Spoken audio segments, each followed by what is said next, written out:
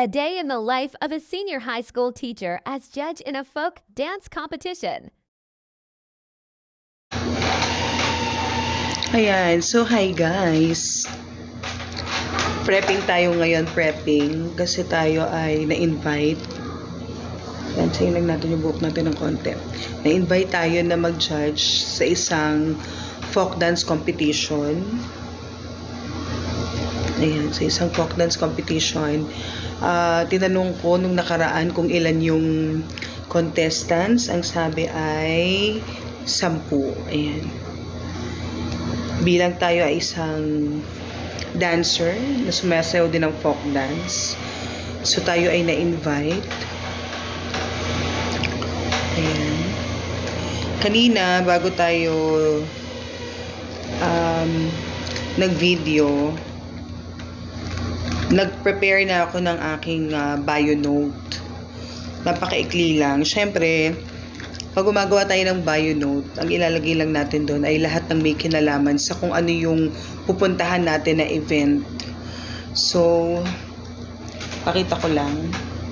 Ito yung ginawa ko na bio note.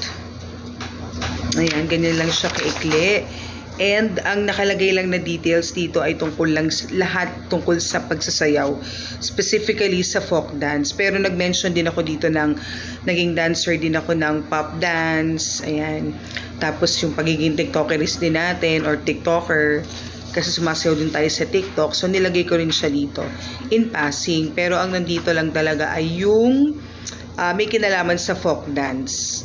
Yung 2 beses kami nag-champion, back-to-back yon sa folk dance competition. Tapos nakalagay din dito yung tungkol sa ano ba yan, yung last ko na dance performance with the group, syempre in 2022 nung Teachers Day celebration, yung festival dance siya, ang sinayaw namin ay Sinulog. Hindi siya contest pero it was a presentation. So nilagay ko rin siya dito since folk dance nga yung i-judge natin mamaya sa Las Piñas Science. So mamaya bigyan ko kayo ng update. Mag-video din tayo doon para makita po ninyo yung mga iba't ibang performances na inihanda ng mga students. Actually, I really have no idea pa kung ano yung mga dance nila. And medyo excited tayo, or excited talaga tayo kasi ngayon na lang ulit no, na makakapag-judge sa isang dance competition. See ya! On my way to LP Science.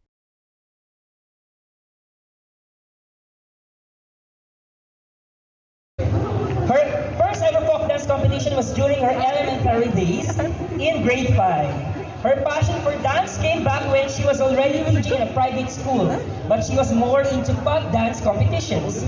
When she joined the public school, she marked her dancing prowess via back-to-back champions in 2000 in folk dance competitions in 2017 and 2018 during the World Teachers Day celebration.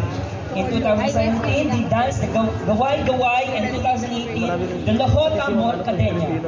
Her most recent dance performance was the festival dance Sinulog during the Teachers Day celebration in 2022. A teacher, content creator, dancer, and a TikToker is Miss Nadia Lanuz de Santos.